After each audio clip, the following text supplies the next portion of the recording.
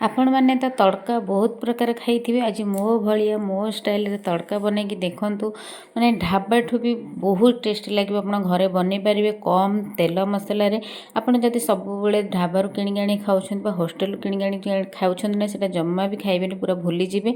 Hello hi friends नमस्कार welcome to my channel Odia kitchen आपको ढेर सारा स्वागत। चलते रेसिपीटी स्टार्ट करवा। तो रेसिपी स्टार्ट करने को हेल्ले गोटे दिन आगुरी आमको दरकार। तो ये मु राति नहीं जाइए तड़का मिक्स यहाँ नॉर्मल मार्केट रे ग्रोसरी दुकान अवेलेबल अच्छी आपण मैंने आनीपारे। जदि न आनीपारे एमती बुट डाली मुग बिरी आउ एठी राजमा ये सब भिगई पारे। तो तड़का मिक्स आणिक गोटे राति आगुरी आम ये सोक कर रखीदे। जब दीपर बनाऊँ निश्चिंत 2 ରୁ 4 घंटा भिगई रखिए। तो ये सका देखो आमर केमती भल भाव तड़काटी पूरा फुली जाइए बतरी जाइए।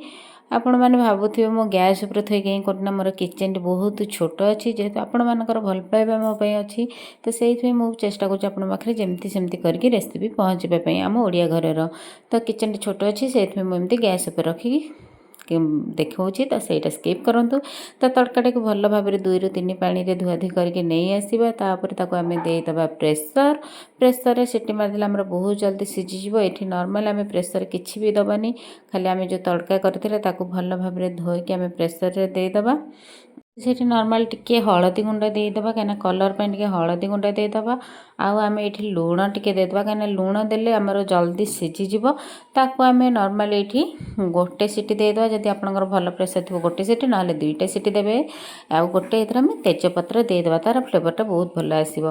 तो केमती भल भाव मिक्स करदे। देखिए जो आम जो तड़का मिक्स देचे जमी गोटे टिप बुड़ला पर्यंत पानी देवे बेसी भी पानी देवेनि। तो ये आम करके मीडियम टू लो फ्लेम रे आम ताको गोटे सीटी देदेबा। तो ये देखो तो मीडियम टू लो फ्लेम रखी। तो से अनुसार आम ये गोटे सीटी देदेबा। तो ये गोटे सीटी आसला पर मुझे ठंडा हाँपाई छाड़ी देती। ताको साइड करनबा से ठंडा हे ता भीतर आम मसला सब रेडी करवा। तो मुझे नहीं जाइए बड़ पियाज 2टा एमती पूरा पतला पतला कर काटी नहीं ये गोटे ग्राइंडर जार नहीं आम से सब तार मसला तड़का रेडी करवा। तो ये नहीं जाइए देखो मुझे गोटे टमाटो आउ रसुण ये अधिक परिमाण नहीं अदा गोलमरीच गुजराती आउ गोटे डालचीन गोटे तेजपत्ता गोटा धनिया किछि। तो यही सब को आम भल भाव गोटे पेस्ट बनैकी नहीं आसवा। तो से टमाटो पकई दीजिए आप टमाटो अलग पकई पारे। तो अल्प टे पानी देकी गोटे गोटे स्मूथ पेस्ट बनैकी नहीं आसवा। तो ये देखो आम पूरा मसला पूरा रेडी हो गला बहुत बढ़िया स्मूथ हो कलर में कलर देखा। तो आ गोटे मसला आम रेडी करवा। ये गोटे गिना नहीं जाइए। तो गोटे गिनार आम कौन करवा ना आमर जी सब गुंड मसला अच्छी जमीक आम जीरा पाउडर गोटे चामच ता सहित मतलब धनिया पाउडर गोटे चामच गरम मसला गोटे चामच आपण घर जहाँ भी गुंड मसला अच्छी जीरा पाउडर धनिया पाउडर गरम मसला हलदी पाउडर अधा आउट रहा आमर लंका गुंड किछि जदि पिला खाऊँ लंका स्किप करें। तो मुझे सब गुंड मसला को एमती पानी करके देदेवी कहीं पानी करके देले कौन ना तार कंचा फ्लेवरटा पलैब आ बहुत बढ़िया कलर आसो। तो ये मुझे भल भाव पानी पकई गोलिकी आम साइड करके रखीना। जदि आप एमती सब प्रिपेरेसन करके रखीने तो आपको बहुत समय लगे मात्र 5 ରୁ 10 मिनिट भितर रेसिपीटी हो गोटे साइड बसईदे कुकर रे आउटे मसला रेडी करे। तो ये देखो कुकर सब गैस पलैला। देखिए आम तड़काटा केमती है। तो देखो गोटे सीटी देकी बस जो गैस थी से गैसटा ठंडा है पर्यंत मुझे छाड़ी आ देखो आम पूरा परफेक्ट है बेसी पानी भी है। तो मुझे आप हाथ में गोटे दाबिकी देखो देखो पूरा आम भल भाव सीझी देख पूरा सीझी जाइए। तार जो चना डाली होगा था से भल भाव सीझी जाइए आमर बेसी पानी है जोटा कि आमको बहुत भल जब पानी हो से कषिला बेले पानी गुरा जमा भी मरबनी आ तड़काटा बहुत सीझीज। तेज ताकू साइड करके नहीं गोटे कड़े को भल भाव गरम हाँपा छाड़ा पूरा प्रीट करेंगे ना मसलाटा आमर भल आसबनी। तो भल भाव गरम हो सारापर मुझे सोरिष तेल यूज कर रिफाइन तेल यूज करेंगे। तो बड़ 2 चामच नहीं जाइए सोरिष तेल कहीं कौन भी देनी अंडा आम भाजवा। तो ये आम सोरिष तेल भल भाव जो गरम हो सारे से देदेबा टी अल्प चीनी कहीं आम नेचुरल कलर आनिबा आम बिल्कुल भी कलर यूज करूने। तो चीनी टी जो ये टी रुब रुब हो ऊपर को उठी आसो से आम कौन करवा ना गोटे गुजराती एमती फाड़ करके पकई नवा तार फ्लेवर बहुत बढ़िया आसो। जो 2टा पियाज आम काटिक रखी तो पिଆजटाକୁ ଏମିତି ପୁରା ଲାଲ କଲା ପର୍ଯ୍ୟନ୍ତ ଆମେ ଭାଜିବା। ତ ଏମିତି ପୁରା ପତଳା ପତଳା କାଟିବା, ଆପଣ ଯେତିକି ଆପଣଙ୍କ ଦ୍ୱାରା ହେଇପାରିବ ସେତିକି ପତଳା ପତଳା କାଟିବେ। ବହୁତ ଜଲ୍ଦି ମସଲାଟା ଆମର ହେଇଯିବ ଆଉ ଜଲ୍ଦି ମଧ୍ୟ ଲାଲ ହେଇଯିବ। ତ ସେଥିରେ ଟିକେ ଲୁଣ ପକାଇଦେବା। ଲୁଣ ପକାଇଲେ କ'ଣ ନା ଆମର ପିଆଜଟା ବହୁତ ଜଲ୍ଦି ଲାଲ ହେଇଯିବ ଆଉ ତା'ର କଞ୍ଚା ସ୍ମେଲ୍ଟା ମଧ୍ୟ ପଳେଇବ। ତ ଲୁଣ ପକାଇ ତାକୁ ଏପଟ ସେପଟ କରିକି ଭଲ ଭାବରେ ଲାଲ କରି କାଢ଼ିଦେବା। ବେଶୀ ବି ଲାଲ କରିବାନି, ଗୋଲ୍ଡେନ୍ ବ୍ରାଉନ୍ କରିବା। ତ ଏଠି ଦେଖନ୍ତୁ ଆମର ପିଆଜଟି ମଧ୍ୟ ପୁରା ଗୋଲ୍ଡେନ୍ ବ୍ରାଉନ୍ ହେଇଗଲାଣି। ତ এইଭଳିଆ ହିଁ ଗୋଲ୍ଡେନ୍ ବ୍ରାଉନ୍ କରିବେ, ତାକୁ ବେଶୀ ପୋଡ଼ିବେନି, ନହେଲେ ପୋଡ଼ା ପୋଡ଼ା ତା'ର ସ୍ମେଲ୍ ଆସିବ, ଜମା ବି ତରକାରୀ ଆମର ଟେଷ୍ଟ ଲାଗିବନି। ତ এইଭଳିଆ ଗୋଲ୍ଡେନ୍ ବ୍ରାଉନ୍ ହେଇସାରିଲେ ଆମେ ସେଥିରେ ଯେଉଁ ମସଲା ବାଟିକି ରଖିଥିଲେ ଧନିଆ ଆଉ ଗରମ ମସଲା, ରସୁଣ, ଲଙ୍କା ଏସବୁ ଯେଉଁ ବାଟିକି ରଖିଥିଲେ, ଟମାଟୋ ତା ପେଷ୍ଟ ଆମେ ଏଥିରେ ଦେଇଦେବା ଆଉ ତାକୁ ଟିକେ ଆମେ ଗ୍ରାଇଣ୍ଡର ଜାରକୁ ଧୋଇକି ପାଣି ଦେଇଦେବା। ଦେଖନ୍ତୁ 2 ରୁ 3 ଚାମଚ ପାଣିରେ ମୁଁ ଏଟାକୁ ଟିକେ ଧୋଇକି ଦେଇଦେଇଛି, ବିଲକୁଲ ବି ପାଣି ୟୁଜ୍ କରିନି। ତ ମସଲାଟାକୁ ଆମେ ଭଲ ଭାବରେ କଷି ନେବା ମିଡ଼ିୟମ୍ ଟୁ ଲୋ ଫ୍ଲେମ୍ରେ, ଜମା ବି ହାଇ ଫ୍ଲେମ୍ କରିବେନି, କାହିଁକିନା ଅଦା ରସୁଣର ବହୁତ କଞ୍ଚା ସ୍ମେଲ୍ ଥାଏ। ତ ସେଇଟା ଏମିତି ଯେତେବେଳେ ପୁରା ତେଲ ଆଉ ପାଣିରୁ ଛାଡ଼ି ଆସିବ, ଜାଣିବେ ଆମର ପରଫେକ୍ଟ ଆସିଲାଣି ହେରି, ମସଲାଟି କଷି ହେଇଗଲାଣି ଆଉ ଭଲ ବାସ୍ନା ମଧ୍ୟ ଆସିବ, ସେତେବେଳେ ଆପଣ ଜାଣିପାରିବେ।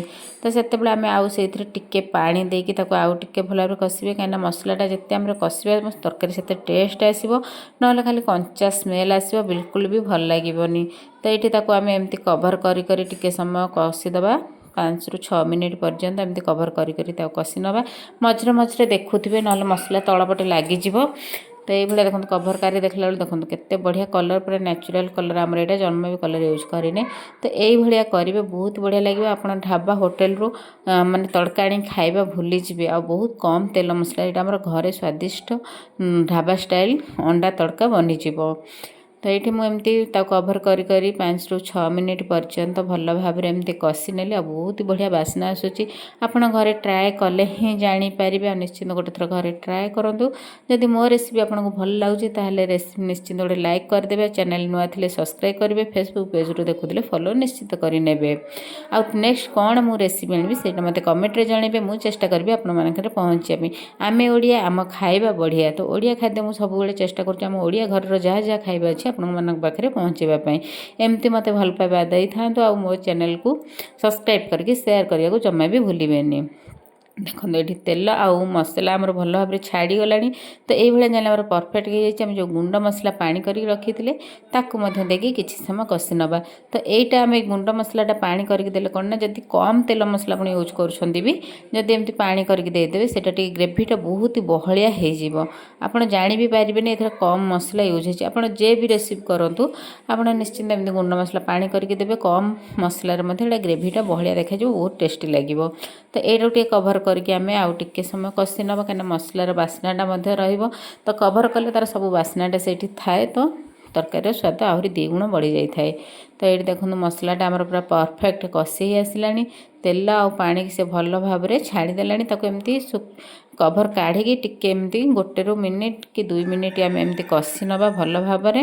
ତ ଦେଖନ୍ତୁ ମସଲାଟା ବହୁତ ବଢ଼ିଆ ଭାବରେ କଷି ହେଇଗଲାଣି। ତ ଏବେ ଏଇଥିରେ ଆମେ କସ୍ତୁରୀ ମେଥିକି ଏମିତି ହାତରେ କ୍ରସ୍ କରିକି ପକାଇଦେବା। ଆଉ କସ୍ତୁରୀ ମେଥିର ଫ୍ଲେଭର ଯେଉଁମାନେ ୟୁଜ୍ କରୁଛନ୍ତି ସେମାନେ ଜାଣିପାରିଥିବେ, ବହୁତ ବଢ଼ିଆ ଆସେ, ନିଶ୍ଚିନ୍ତ ଏଇଟା ପକାଇବେ। ଯଦି ନାହିଁ ସ୍କିପ୍ ମଧ୍ୟ କରିପାରିବେ, କିନ୍ତୁ ଚେଷ୍ଟା କରିବେ କସ୍ତୁରୀ ମେଥି ପକାଇବା ପାଇଁ।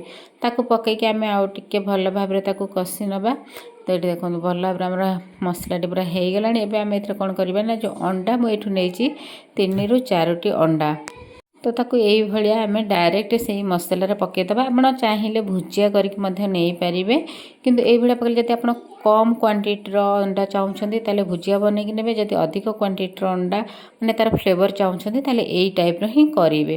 ତ ଏମିତି ଭୁଜିଆ ମାନେ ଅଣ୍ଡାକୁ ଆମେ ମସଲା ସହିତ ପୁରା କଷି ନେଲେ, ଦେଖନ୍ତୁ କେତେ ବଢ଼ିଆ ପୁରା ଝୁରଝୁରା ହେଇକି ପୁରା ଛୋଟ ଛୋଟ ହେଇକି ଆମର ଅଣ୍ଡା ଭୁଜିଆ ରେଡ଼ି ହେଇଗଲା। ତ ଏବେ ଆମେ ଯେଉଁ ପ୍ରେସରରେ ସିଝେଇଥିଲେ ତଡ଼କା, ଦେଖନ୍ତୁ ବିଲକୁଲ ବି ପାଣି ଆମେ ଏଥିରେ ୟୁଜ୍ କରିନେ।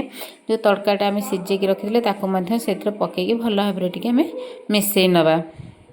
ତାକୁ ଏମିତି ହାଲକା ହାଲକା ପୁରା ମିଶାଇ ଦେବା। ଆମର ତଡ଼କାଟା ସିଝିଯାଇଛି, ଅଣ୍ଡା ମଧ୍ୟ ଭୁଜିଯାଇଛି। ଦେଖନ୍ତୁ এইଭଳିଆ କଲେ ଆପଣ ଅଣ୍ଡାର ଫ୍ଲେଭର ବହୁତ ପାଇବେ, ଆଉ ଦେଖା ବି ଯିବ ଯେ ଏଥିରେ ଅଣ୍ଡା ବହୁତ ସାରା ପଡ଼ିଛି ବୋଲି। ଏମିତି ତାକୁ କରିକି ଭଲ ଭାବରେ ଟିକେ ମାନେ ସ୍ଲୋ ଫ୍ଲେମ୍ରେ ତାକୁ ଆମେ ଏମିତି କଷି ନେବା। ଯେଉଁ ତଡ଼କା ଟିକେ ପାଣି ଥିଲା ସେ ପାଣିଟା ମଲା ପର୍ଯ୍ୟନ୍ତ ଏମିତି ଟିକେ କଷି ନେବା। ତ तो यहाँ कषे सारापर आम जो प्रेसर सीझे से प्रेसर टिके धोईकी मुझे देदेली गरम पानी। आप गरम पानी टे देवे कहीं अंडाटा आम डायरेक्ट मसला नहीं जाइए तो गरम पानी देलापर आउ टे भल भाव में मिसई नवा ताकू एबे छाड़ीदे फुटापी। तो देखो कलरटा बहुत बढ़िया आसूसी ताको कभर करके फुटापी छाड़ीदे। देखो केते बढ़िया फुटी आसला आमर तड़काटा आ बास्ना तो बहुत बढ़िया आस। निश्चिंत आप डिनर रे रुटी सहित बनातु बा पराठा सहित बनातु केमती मो सहित कमेंट निश्चित शेयर करेंगे। तो देखो मैंने ये आम तो सीझी जाइए बेसी भी पानी दबानी बस खाली अंडा आउ तड़का मिक्स हाँपाई जी दरकार नॉर्मल पानी देकी भल भाव में आम फुटे नवा। तो ये फुटी आसला जिते टिके पानी सुखी आस तो सही टाइम आम ये टिके काटिकी ढेर सारा जमा भी कंजूस करेनि धनिया पत्र पकईदेवे। धनिया पत्र बहुत ही बढ़िया फ्लेवर आनिब आम तरकारीर स्वाद बढ़ईदब। तो ये लास्ट टिके गरम मसला पाउडर ऊपर टिके पकईदबा आउ रेडी हो गला आमर ढाबा स्टाइल रेस्टोरेंट स्टाइल गरम गरम अंडा तड़का। तो ऊपर मुझे देदेली ये कंचा सोरिष तेल यहाँ आप स्किप करेंगे मत ये भल लगे मुझे पकाए लास्ट एटा पकड़े मत भल लगे। तो कभर करके 4 ରୁ 5 मिनिट छाड़ीदबा। यहाँ है तार मेन जिनस बिल्कुल भी भूलें गोटे तड़का पैन ने से किसी तेल देदेबा आउे गरम कर छाड़ीदबा। एपटे देखो 5 मिनिट पर मुझे देखो देखो आमर पूरा पानी सोक हो जाती आमर तड़का दरकार से पूरा बहलिया हो जाइए आमर तड़काटी। तो ये जी आमर तड़का आड़े तो ये देखो तेलटी आम नहीं मुझे सोरिष तेल नहीं तो सोरिष तेल को भल भाव गरम कर जदि ढाबा स्टाइल आप चाहते ना नॉर्मल आमर तड़का रेडी आप खाईपारे। तो से मुझे टिके लाल माने लंका गुंड जोटा कि आमर यहाँ तड़का थाए आ होटेल भाया देखा जाए था। तो देकी सांगे सांगे आम माने जिते गरम हो तेल से बंद करके देवे ना लंका गुंड पोड़ीजी ना भल लगे। तो ये आमर ये रेडी होगा गरमा गरम अंडा तड़का। निश्चिंत घरे बनातु आमती मो सहित शेयर करूँ नेक्स्ट कौन रेसिपी आनी सहीटा जनइबे। आम ओडिया आम खाइबा बढ़िया। तो जो मैंने आम चैनल नुआ छे सब्सक्राइब करा जमा भूलें आम चैनल को शेयर करूँ एमती ढेर सारा भल पाइबा दे था। गरमा गरम अंडा तड़का रेडी।